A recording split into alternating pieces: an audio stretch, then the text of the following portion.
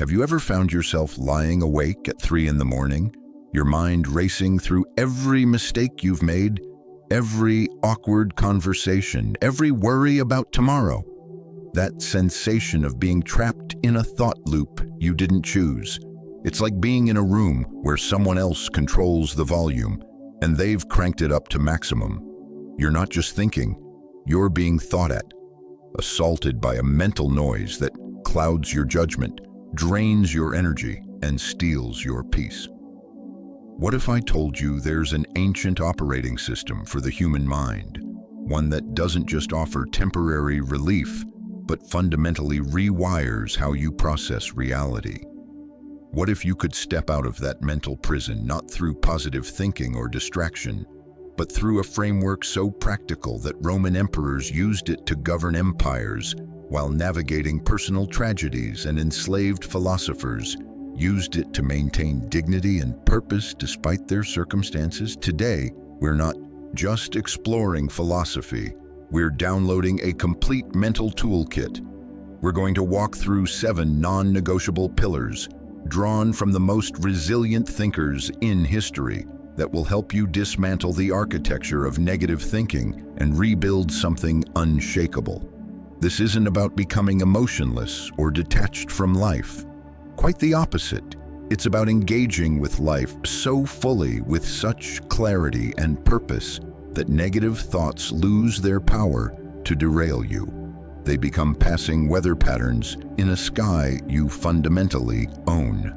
Let me tell you about Marcus Aurelius, arguably the most powerful man in the world during his reign. He ruled the Roman Empire at its height, faced barbarian invasions, political betrayals, and personal loss, including the death of multiple children. Yet his personal writings, never intended for publication, reveal a man constantly reminding himself of fundamental principles. In his private journal, later called Meditations, he wrote, "You have power over your mind, not outside events. Realize this, and you will find strength." He wasn't writing this from a place of perfect peace, but from the battlefield tent, from the palace at night when worries pressed in. He was speaking to himself the words he needed to hear, and in doing so, he created a manual for mental sovereignty that would outlast his empire by millennia. Your mind is indeed a fortress, but here's the crucial distinction. You're not just the resident, you're the architect, the guard, and the ruler. Every thought that enters does so with your permission, either consciously or through neglect. We begin our reconstruction with the foundation, the bedrock upon which every other practice rests. First pillar, master the sphere of control. The ancient Stoics developed a concept they called the dichotomy of control, and it represents perhaps the most psychologically liberating distinction you can make. Imagine drawing 2 concentric circles. The inner circle contains everything that is truly, fundamentally up to you. Your judgments, your values, your intentions, your voluntary actions, your attention. The outer ring contains everything else. What other people think of you, the weather, traffic, the economy, the past, other people's choices, outcomes, reputation, even your own body's health to a significant degree. Most of our suffering emerges from a simple but costly error. We keep trying to control what's in the outer ring while neglecting our sovereignty over the inner circle. We exhaust ourselves trying to manage others' opinions, force specific outcomes, or rewrite the past, all while our own judgments run wild and unattended. Consider a practical scenario. You've prepared meticulously for a job interview. You've researched the company, practiced your answers, chosen your attire carefully. You walk in, give what you believe is a strong performance. Days pass, and you receive a generic rejection email. Your immediate reaction, the raw, unfiltered response, might be frustration, self-doubt, perhaps even anger toward the interviewers. The Stoic practice begins right here, in that moment of reaction. Ask yourself the clarifying question: what was truly within my power in this situation? Your preparation was within your power. Showing up on time was within your power. Answering questions to the best of your ability was within your power. The decision of the hiring committee? That resides firmly in the outer ring. Your worth as a person? That's an inner circle judgment you control completely. The rejection isn't a judgment of your character. It's information about a specific fit at a specific moment. Epictetus, who began his life as a slave and became one of history's most influential teachers, put it bluntly: some things are up to us and some are not up to us. Our opinions are up to us, our impulses, desires, aversions. Our bodies are not up to us, nor our possessions, our reputations, our public offices. He would train his students by having them constantly label experiences. This is within my control, this is not. This isn't passive acceptance, it's strategic energy allocation. It's the mental equivalent of a financial advisor telling you to stop pouring money into a failing venture and invest where you actually get returns. The psychological power here is profound. When you stop trying to control the uncontrollable, you reclaim immense cognitive and emotional resources. Anxiety, at its core, is often a misapplication of effort, trying to solve a problem that hasn't happened yet or can't be solved by you. Depression can stem from the exhausting burden of believing you should have controlled things that were never yours to manage. By clearly delineating your sphere, you give yourself permission to release what isn't yours to carry. But this raises an essential question. If we focus only on what we control, do we become passive, disengaged from the world? Quite the opposite. The Stoics were famously active. Marcus Aurelius governed, Seneca advised an emperor and wrote prolifically. Cato fought for political principles. Their focus on control clarified their actions. They engaged fully with the world, but their peace didn't depend on specific outcomes. They could fight for justice without being destroyed by injustice. They could care for others without being shattered by others' choices. This is the paradox. By releasing attachment to outcomes, we often become more effective in producing them because we're no longer clouded by the anxiety of needing them. Second pillar, insert the strategic pause. We live in what neuroscientists call an immediacy culture. Our devices deliver notifications that trigger dopamine responses. Social media platforms are engineered for rapid reaction. News cycles compress global events into digestible, emotion-triggering chunks. In this environment, our nervous systems are perpetually primed for rapid response. We've become reaction machines. The Stoic intervention is both simple and radical. Insert a deliberate pause between stimulus and response. In that space, what psychologist Viktor Frankl called the space between stimulus and response, lies your fundamental freedom. Without it, you're essentially a sophisticated reflex organism. With it, you become a conscious actor in your own life. Let's examine a common modern scenario. You receive a terse email from a colleague that feels dismissive or critical. Your body reacts before your conscious mind even processes the words. Heart rate increases, muscles tense, breath shallow. The primitive brain has already categorized this as a threat. The immediate impulse might be to fire back a defensive reply, to forward it to your manager with complaints, or to spiral into stories about how this person has always disrespected you. Now, implement the pause. This could be literal. Close the laptop, stand up, walk to get a glass of water. It could be mental. I am having a reaction. I will respond in 1 hour. During this interval, several crucial processes occur. First, your physiological arousal decreases. The amygdala, the brain's alarm center, calms down, allowing the prefrontal cortex, the center of reasoning and long-term planning, to come back online. Second, you create distance from the initial narrative. That story about intentional disrespect? It's now an hypothesis, not a fact. Third, you open space for curiosity. Why might they have written this? Could they be under pressure themselves? Was the tone unintentional? Is there a kernel of useful feedback buried in the delivery? Seneca, who served as advisor to Emperor Nero during one of Rome's most turbulent periods, wrote extensively about anger management. He suggested that when we feel anger rising, we should delay any action. The greatest remedy for anger is delay, he wrote. Ask anger to grant you this at the first, not to command you, but to persuade you. He wasn't advocating suppression. He was advocating space for wisdom to enter. This practice extends far beyond email. It applies to the impulse purchase when you're feeling inadequate. It applies to the sharp word to a loved one when you're tired. It applies to the decision to skip a commitment when you're feeling low. The pause is the birthplace of integrity because it allows you to act from your values rather than your impulses.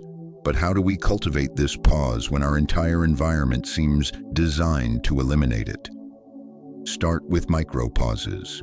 Before opening a social media app, take one conscious breath. Before responding in a conversation, let there be a slight intentional silence. Before making any decision when emotionally activated, impose a minimum time delay. Even 5 minutes can be transformative.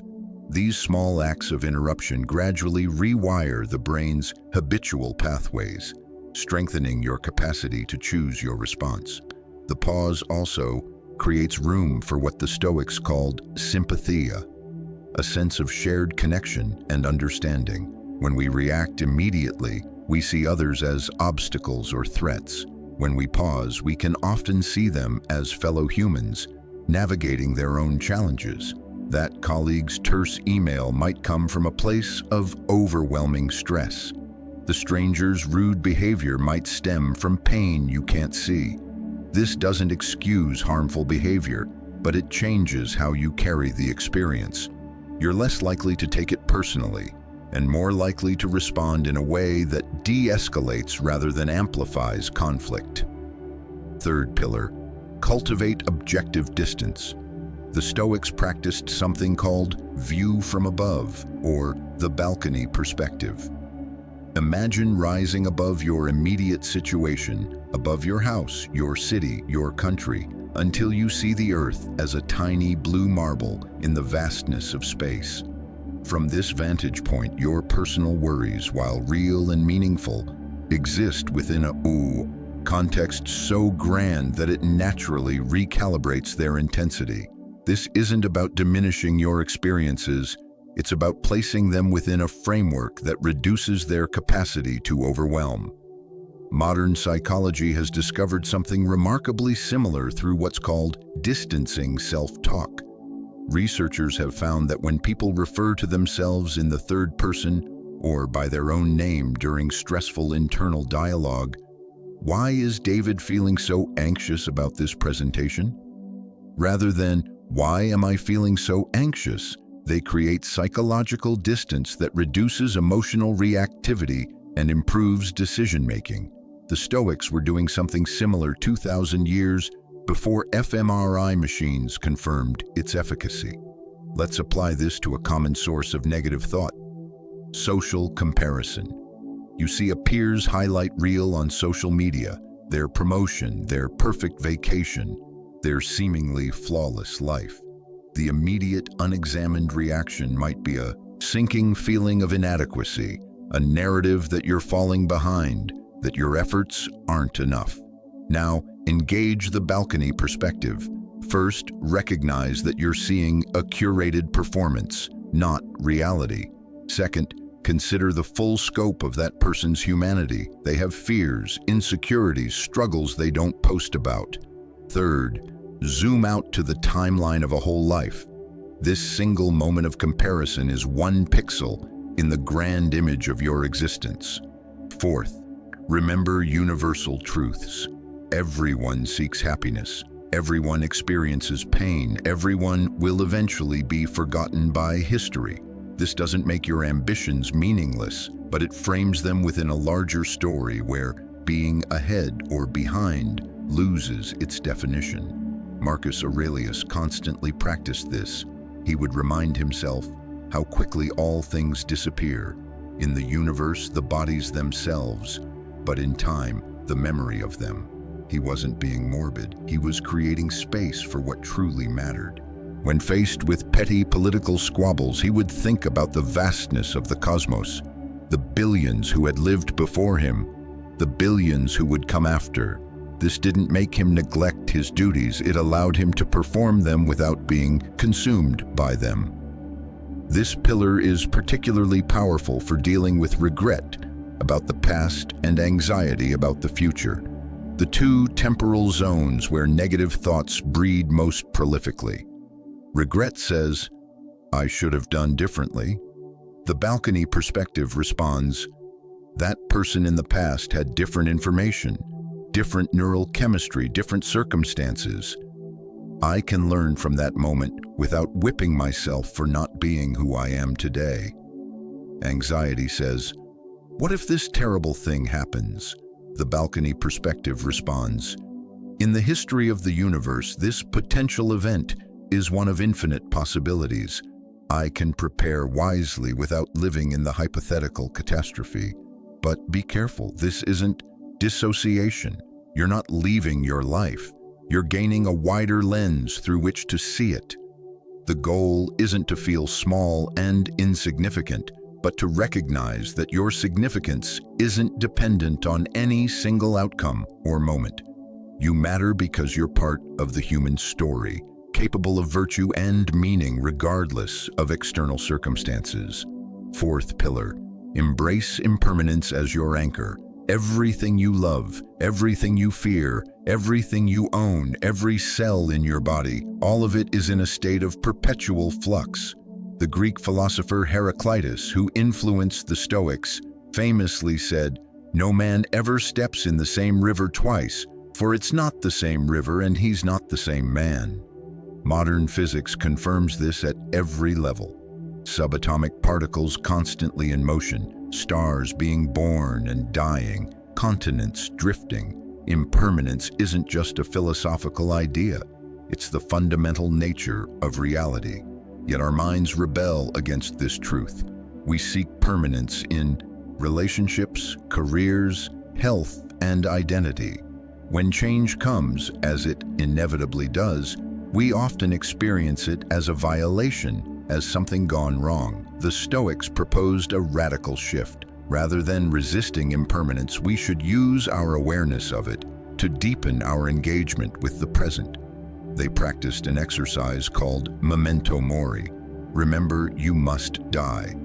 This sounds dark to modern ears, but its purpose was profoundly life-affirming.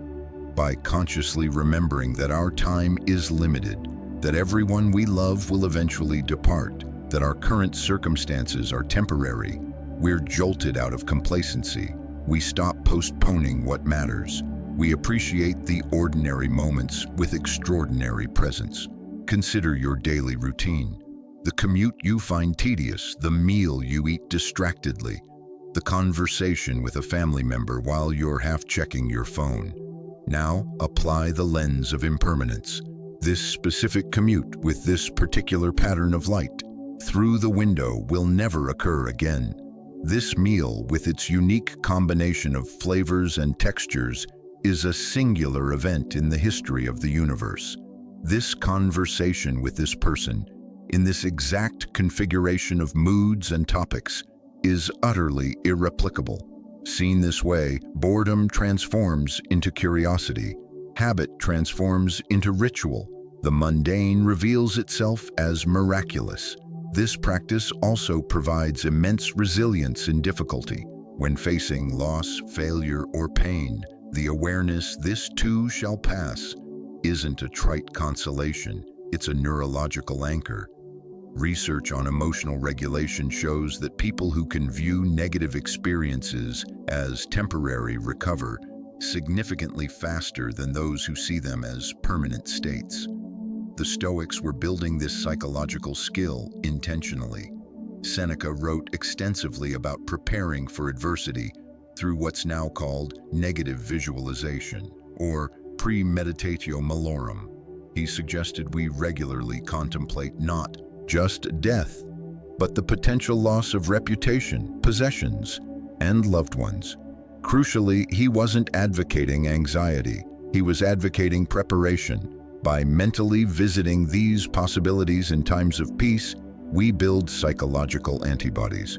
When difficulty arrives, it's not a shocking invader. It's a guest we've prepared for. We've already considered how we might respond with dignity, what inner resources we would draw upon, what truly matters when externals are stripped away. This pillar directly attacks the root of many negative thoughts, the subconscious belief that current discomfort should not be, that it represents a failure of the universe to arrange itself for our comfort. Impermanence reminds us that discomfort, like comfort, is a passing season. Our task isn't to create a permanent summer, but to learn to find meaning and growth in every climate. Fifth pillar, practice deliberate, specific gratitude. Gratitude has become something of a self-help cliché, often reduced to vague affirmations that can feel disconnected from actual experience. The Stoic approach was different. It was granular, specific, and grounded in the reality of impermanence. They didn't just feel grateful, they practiced gratitude as a discipline of attention. Let's distinguish between general and specific gratitude. General, I'm grateful for my health. Specific, I'm grateful that today I could walk up the stairs without shortness of breath, that I could taste my morning coffee, that I had the energy to complete my work. The first is a concept. The second is an experience. The neural impact differs dramatically. General gratitude activates conceptual networks. Specific gratitude activates sensory and emotional networks, creating deeper and more lasting shifts in mood and outlook. The Stoics combined this with their contemplation of impermanence in a powerful way. Epictetus advised, "Remember that you ought to behave in life as you would at a banquet. As something is being passed around, it comes to you. Stretch out your hand and take a portion politely. It passes on. Do not detain it. Or it has not come to you yet. Do not project your desire to meet it, but wait until it comes in front of you." Each moment, each pleasure, each opportunity is like a dish being passed. We receive it fully while it's before us, release it gracefully when it moves on, and don't torment ourselves craving what hasn't yet arrived. In practical terms, this might look like a daily evening review, where you identify not just 3 things you're grateful for, but the specific sensory details: the warmth of the sunlight at a particular angle, the exact tone of a friend's laughter during a phone call, the particular satisfaction of solving a specific problem at work. You're training your brain to scan for what's present and good, rather than what's absent and lacking. This practice has robust scientific support. Neuroscience research shows that regular gratitude practice increases activity in the medial prefrontal cortex, associated with learning and decision-making, and decreases activity in the amygdala, the fear center. It's literally reshaping your brain's default settings from threat detection to opportunity recognition. But Stoic gratitude goes one step further. It includes gratitude for challenges. This isn't about pretending difficulties are pleasant. It's about recognizing that growth, strength, and wisdom often come through resistance. Marcus Aurelius wrote, "The impediment to action advances action. What stands in the way becomes the way." In this light, you might practice gratitude for a difficult conversation that clarified a boundary, for a failure that revealed a necessary skill gap, for a period of waiting that developed patience. This pillar is particularly effective against envy, one of the most corrosive forms of negative thought. Envy says, "They have what I deserve." Gratitude responds, "I have what I need for my journey, and their abundance doesn't diminish mine." Envy focuses on lack. Gratitude focuses on sufficiency. By deliberately cataloging your specific sufficiencies, you build an internal wealth that external circumstances cannot threaten. Sixth pillar, reframe the obstacle into the path. Here we encounter what might be the most transformative Stoic principle, the art of turning obstacles into advantages. The Greek word anti-fragile was coined millennia later, but the concept is pure Stoicism, where something fragile breaks under stress, something resilient withstands it, and something anti-fragile actually improves because of it. The Stoic aim is to build an anti-fragile character. Consider the metaphor of a blade. A poor blade shatters when striking armor. A good blade holds its edge. A masterfully forged blade actually becomes sharper through proper use. The friction that could destroy inferior metal hones this one to greater effectiveness. Your character can be forged in the same way, not despite difficulties, but through the intelligent engagement with them. Let's apply this to a concrete modern obstacle. A career setback. You're passed over for a promotion you expected. The initial interpretation might be, I'm not good enough. My efforts weren't recognized. This blocks my path. The Stoic reframe begins with questions. What does this situation make possible that wasn't possible before? What does it reveal about my assumptions? What skill can I develop here? How might this apparent setback actually protect me from a path that wasn't right? Perhaps it reveals that you need to develop different skills or make your contributions more visible. Perhaps it saves you from a role that would have consumed your life without fulfillment. Perhaps it creates the frustration necessary to finally pursue an entrepreneurial idea. The block becomes material for building a new, better path. This isn't positive thinking in the superficial sense. It's perceptual alchemy, changing how you interpret events at the neurological level. Cognitive behavioral therapy, one of the most evidence-based psychological approaches, is essentially a systematized version of this Stoic practice. By changing our thoughts about events, our judgments in Stoic terms, we change our emotional responses and subsequent actions. Epictetus, who was literally physically disabled as a slave, framed it perfectly. Every difficulty in life presents us with an opportunity to turn inward and to invoke our own submerged inner resources. The trials we endure can and should introduce us to our strengths. Notice he doesn't say difficulties are pleasant or desirable in themselves. He says they're opportunities to discover capacities we didn't know we had. This pillar requires practice. Start with minor daily irritations. Traffic jam, opportunity to practice patience or listen to an educational podcast. Critical feedback, opportunity to identify blind spots and improve missed connection. Opportunity to enjoy solitude or observe your surroundings. By training on small obstacles, you build the neural pathways to handle larger ones with grace. The reframe also applies to past events, what we typically call regret. Rather than seeing past mistakes as evidence of inadequacy, we can see them as necessary lessons in our particular curriculum. The person you were needed to make those errors to become the person you are.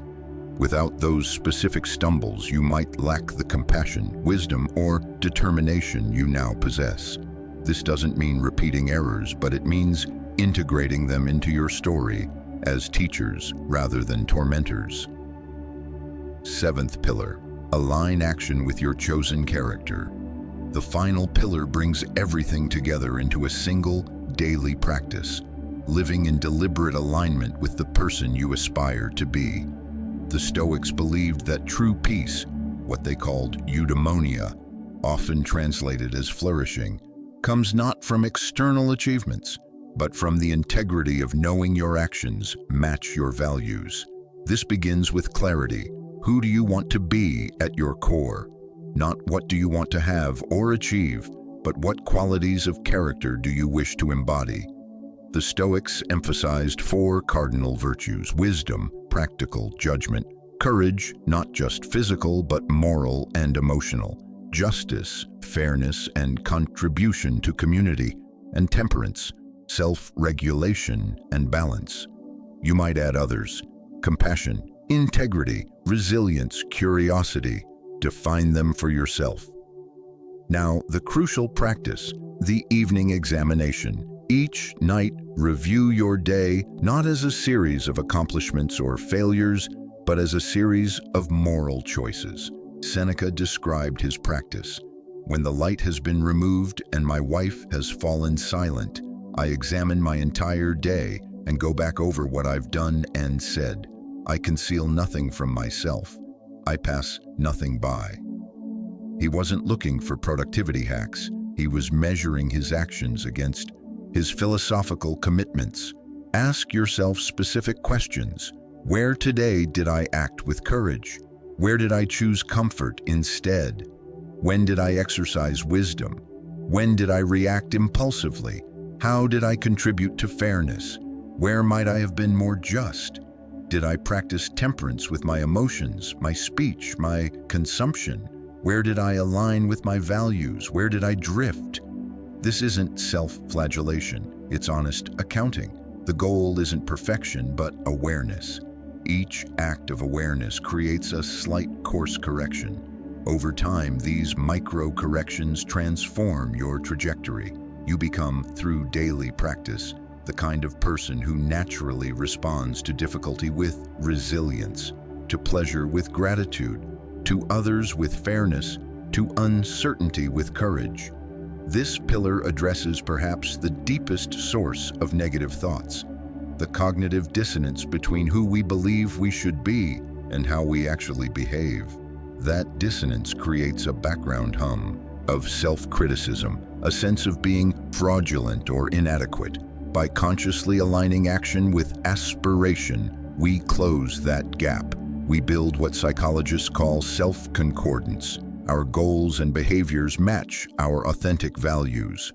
Research shows this is one of the strongest predictors of long-term well-being. Marcus Aurelius kept this practice constantly. Waste no more time arguing what a good man should be. Be one.